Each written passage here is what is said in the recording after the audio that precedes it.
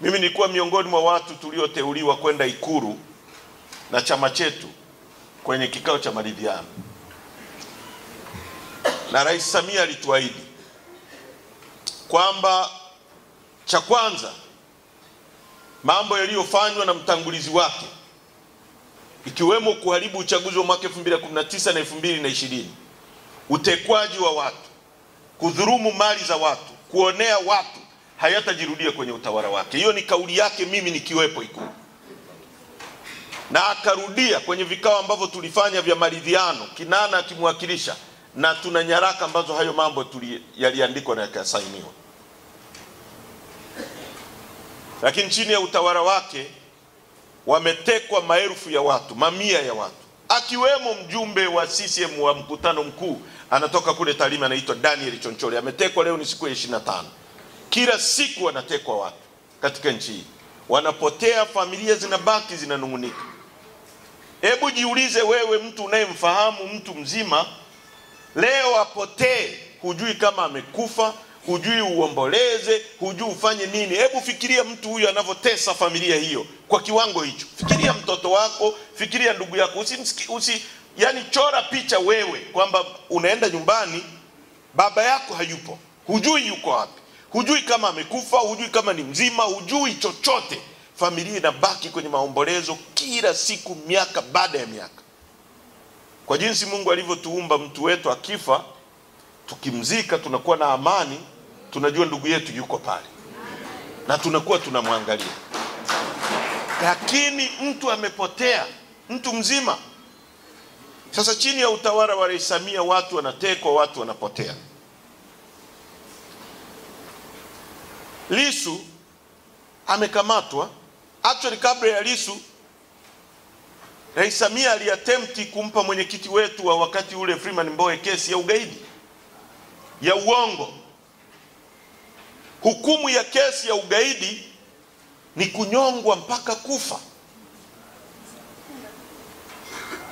Una binadamu mwenzako ambaye hujamuumba wewe, unajua kutoka moyoni kwamba hana kosa, unampa kesi ya ugaidi ya uongo ili umnyonge mpaka afe, kwa sababu ya madaraka, kwa sababu ya vyama vingi ambavyo nyewe wenyewe mlivianzisha ili tushindane. Sisi hatuko hapa kwa ajili ya kumsifia Rais Samia, tuko hapa kushindana naye, tushinde dola, tuweke sera zetu, kwa sababu yeye yuko kwenye madaraka, anatumia vyombo vya dola kutufungulia kesi ya uongo ili tukihukumiwa tunyongwe mpaka kufa. Leo mwenyekiti wetu mwingine chini ya kipindi cha miaka mitatu ya Rais Samia amefunguliwa kesi ya uhaini, treason. Hukumu yake ni kunyongwa mpaka kufa. Rais Samia anataka Lissu anyongwe mpaka afe. Mtu ambaye alipigwa risasi 16, Mungu akamsimamisha.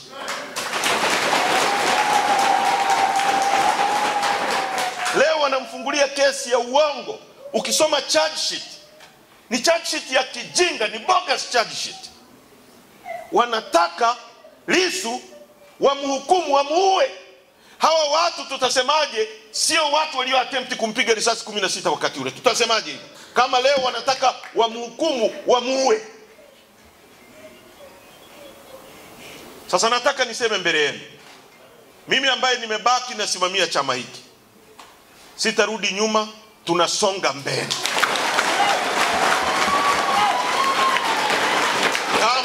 Kama walifikiri kwamba wakimkamata Lissu tutakwenda kuomboleza, Lissu atakaa ndani, sisi wengine tutasonga mbele. Wakinikamata mimi, wengine mtakao baki nje msonge mbele. Wakitupiga risasi, watakao baki nje wasonge mbele, na hawataweza kuiua Chadema. Na kuanzia sasa, mambo, barua zao za hovyo hovyo ambazo hazina msingi, za kiuonevu, hatutazijibu. Wakitaka waifute Chadema kama wana nguvu hizo. Tunaelewana vizuri? ANC ilifutwa kabisa na makaburu wa Afrika Kusini. Kwa miaka 27 ulikuwa uruhusiwi kutamka neno ANC. Lakini ANC haikufa kwenye mioyo ya watu wa Afrika Kusini. Chadema haitakufa kwa sababu msajili anaifuta au si wanapiga mtu risasi au wanamweka mtu ndani. Chadema ni imani ya wananchi kwamba ni alama ya ukombozi, ni alama ya maisha bora. Sio swala la Lissu, sio swala la Heche, wala sio swala la mtu mwingine yoyote. Ni swala la imani ya wananchi kwamba hiki ndio chama kitakachowapa ukombozi wa kweli. Tunaelewana ndugu zangu? Kwa hiyo tunasonga mbele. Wamemkamata mwenyekiti wetu kesi ya uhaini ya uongo kwa sababu amesema madini ya nchi hii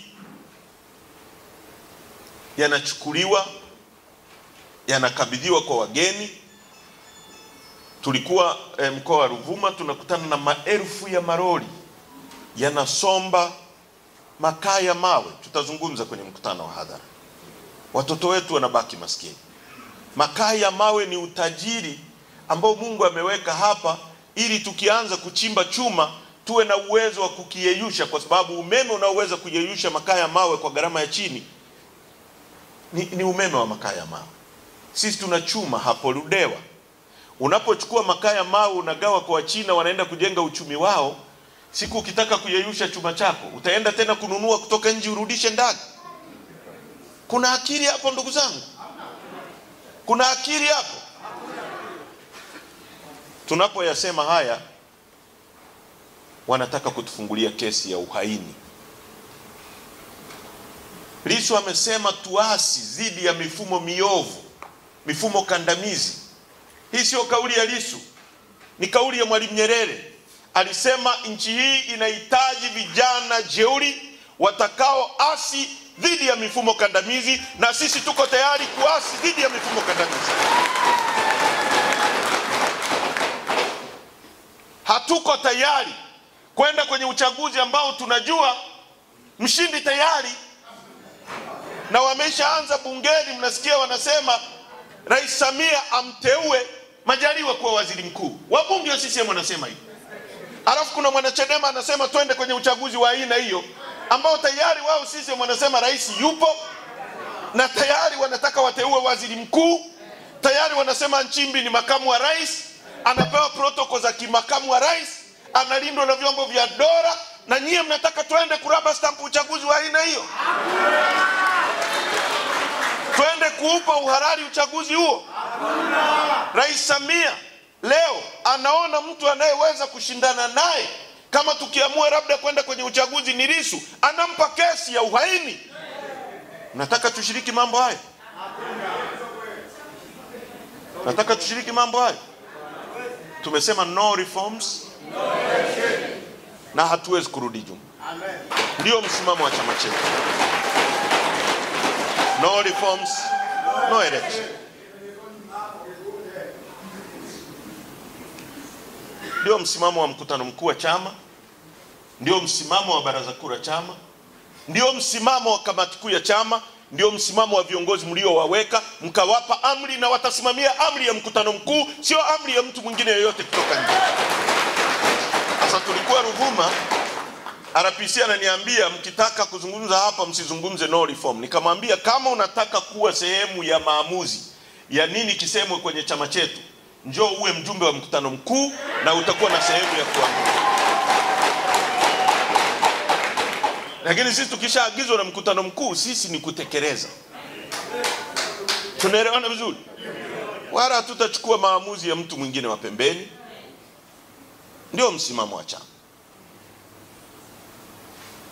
Kesi ya uhaini, bogus case, ndio mara ya kwanza kwenye mfumo wa vyama vingi kiongozi wa upinzani unayeshindana naye unampa kesi ya treason, kwa sababu amesema uchaguzi unaibiwa. Nani hajui uchaguzi wa nchi hii unaibiwa? Leo wanatuambia sisi tukasaini maadili, kwamba tusipo saini maadili tutaondolewa kwenye uchaguzi. Hii tume ya taifa ya uchaguzi ina maadili? Hapo inataka tukasaini maadili ambayo yenyewe haina hayo maadili. Hao wanaoiba uchaguzi ni maadili hao? Hao wanaozuia mawakala wa Chadema wana maadili hao? Hao wanaoondoa mtu mwenye degree 2 wanamwambia hajui kusoma na kuandika, alafu wanapitisha mtu wa CCM wa darasa la 7 eti anajua kusoma na kuandika. Wana maadili haya?